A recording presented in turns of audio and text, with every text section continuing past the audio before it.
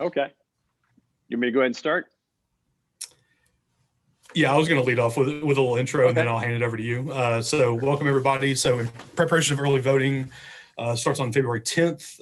UTC's Mocs Go Vote Committee has asked City Council candidates to speak with high school and college students in Chattanooga, answer their questions, and share their vision for Chattanooga. So joining us now is City Council candidate for District 2, Mr. Tim Gorman. So I'll hand it over to you, and you can introduce yourself. Okay, so first of all, thank you for having me tonight. I really appreciate the opportunity to talk with folks and, hear your questions, but also concerns as constituents. So I'm thankful for the time with you guys. So as you said, I'm running for City Council District 2. I've lived here in Chattanooga 24 years. So I moved here in 97. I've raised 3 daughters here. And my wife and I just love the city, and we love a lot of things about it. However, we think that there's things that can be improved. And I figured during this last year, taking a look at everything going on, that I should step up and try to help out where I can. So that's what made me decide to go into this. Real quickly, I've never held public office. I've worked in a factory for 35 years. I've worked up in Cleveland for the last 25 years. 24 years, I've been in technical management. So one thing I have to do is I have to build collaboration not only within my technical team, but I work with R&D, finance, marketing to launch new products. And I have to collaborate with my peers. So with this election, there are 7 contested council seats, and you're definitely going to have a new mayor. So if we don't hit the ground running and working as a team, we're going to lose a lot of key time. And so one of my first focuses is going to be taking care of people. And specifically, that's going to be a COVID response. And what can we do to help families and small businesses get back on their feet? But what we've seen in this last year with how COVID has impacted families and economy, there's a lot of other people that have been left behind, and we need to do our best to get everyone to be successful in Chattanooga. Secondly, I want to focus on neighborhoods, and my district has got the history of the 20th century in Chattanooga. So we started in the older homes on the North Shore, and as we move up, you have Lupton City, which was a mill city built in the 20s, had its own swimming pool, all kinds of neat stuff like that. And then as you get closer up to Hickson, you've got Galaxy Heights, which was being built during the space race. So you've got Comet Trail and Milky Way and things like that. So all these little neighborhoods have their own little character. And so we want to keep that character, and we want to help these neighborhoods grow, but we also want to protect folks so that developers don't come in and price them out where they can no longer afford to live where they wanted to live, or to lose the character of that neighborhood.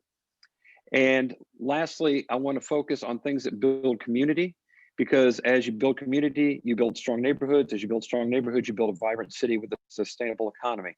And so these are things like sidewalks and walkways, bike trails, pocket parks, something that allow people to come together and visit and share ideas, because whenever you're sharing ideas, that is an opportunity to learn. So I think those are all key things.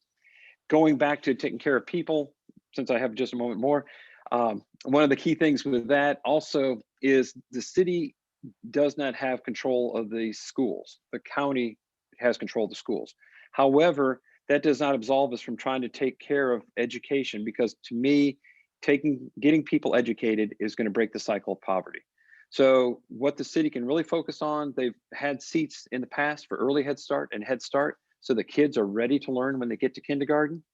If we can do that and the kids are ready, and we can stick by this plan and keep it going for 5, 10, 15 years, what you're going to end up with is higher graduation rates, better trained people for higher paying jobs. You're going to have lower incarceration. You're going to have more people active in the economy, and the city is going to benefit because they're going to also have a bigger tax base helping them out. So it's a win-win, but it's something that it's challenging because there's no immediate results. And what Chattanooga likes is they like something that, a new development down on the waterfront, a photo op. They want things that are fancy, but this is the basics. We've got to get people educated. We've got to get jobs going back here and allow people to contribute to the economy and build their self-value. Great, thanks. So that's me in a nutshell. All right, I'll turn it over to Maddie for the first question. Yes, Mr. Gorman, thank you, first of all, for meeting with us here today. So you mentioned that you've been here in Chattanooga for about 24 years, so you evidently are familiar with our city. You mentioned COVID-19, neighborhoods, and affordable housing, community building, and education as some main issues that you will focus on redressing if elected to City Council. So what action steps in particular do you envision taking in order to accomplish these goals? I know you mentioned collaboration with others in government being a major stepping stone in order to ensure that these things get done. So just these steps in particular, how do you plan on accomplishing all of this?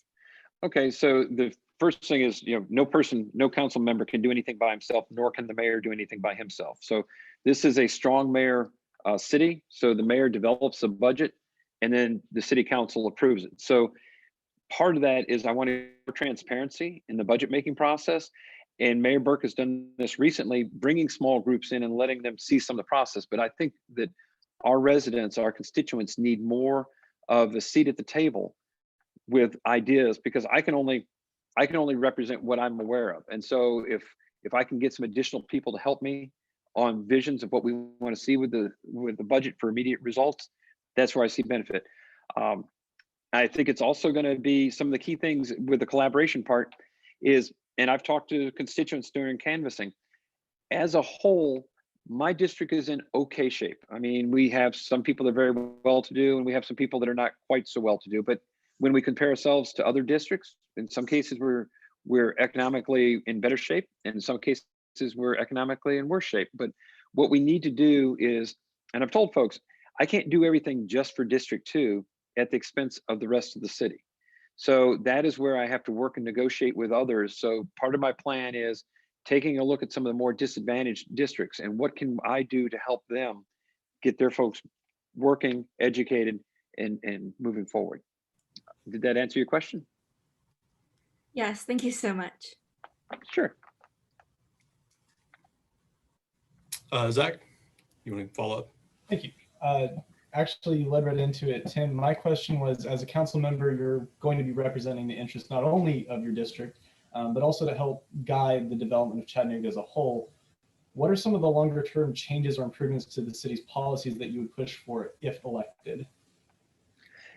So one of the things that in my job, I have to take a look at a 5, 10, and 15-year plan for my factory. And so, in year 3, I may need to spend X amount of dollars to make sure we're on track to where we need to be further down the line. So I think one of the key things is working with the city council. We've got to figure out, to me, what are we going to do to get a better high school graduation rate? Because I think that is going to be the key thing. So that may actually involve getting an outside study. It may involve getting a task force.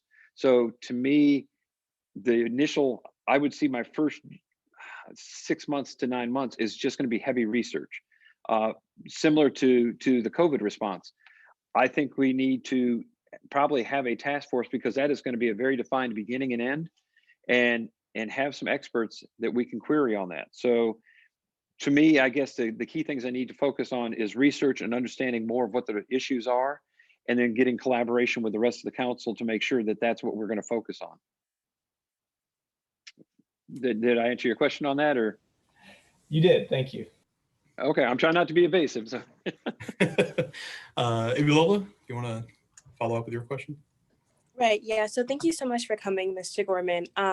One question that I had is, how do you plan to deal with sort of like backlash or any wrongdoings that might occur, and as a city council member, how do you plan to sort of rectify those wrongs for the citizens of Chattanooga?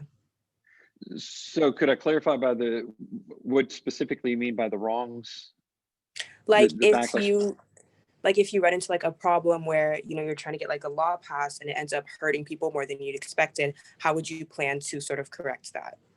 Okay, so first of all, I would try to avoid that to begin with. And that's, once again, I've talked with groups, and I really feel that I need to be communicating with my constituents on a more frequent basis than we're currently seeing in District 2. So up front, I need to make sure that I've got the true input of my constituents. But then, the first thing I got to do is, if I made a mistake, I will admit that I made a mistake. I've made lots of mistakes in my life, and that's the best way to learn. But then I've got to, once again, go back to the council, say, look, we thought this was actually going to benefit people. We're putting people in worse situation than they are, because much like a doctor, our first thing should be do no harm. And I feel that, if we see we make a mistake, we have got to back up. We've got to admit that we made a mistake, and then working together, we've got to change that and try to make the people whole again. Is that okay?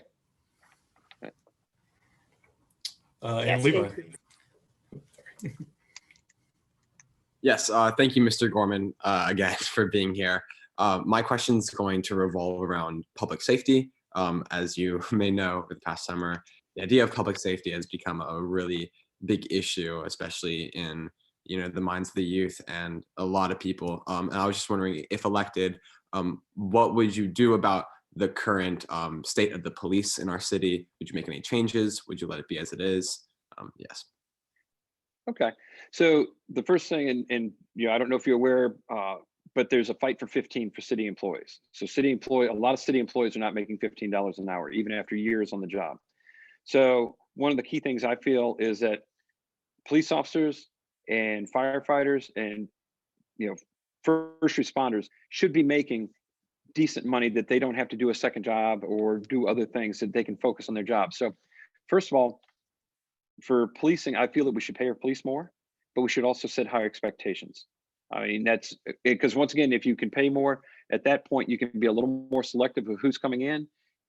The other thing is, I've talked with Assistant Chief Glenn Scruggs, and one thing that they're doing in some precincts is they have a crisis manager riding with the officers. So if you have a person with mental health issues, or may be intoxicated, or has something bothering them, your first response is an armed officer. It's someone that can actually de-escalate and talk to these people.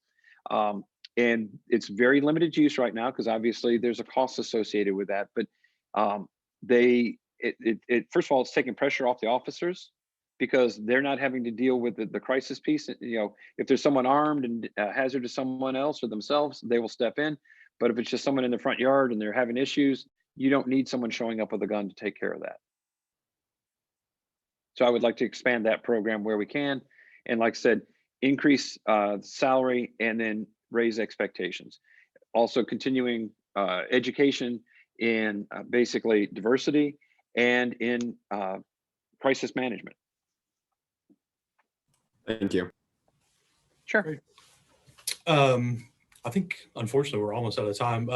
Mr. Gorman, is there anything you want to wrap up with, or encourage people to go vote? Anything else you want to leave us with?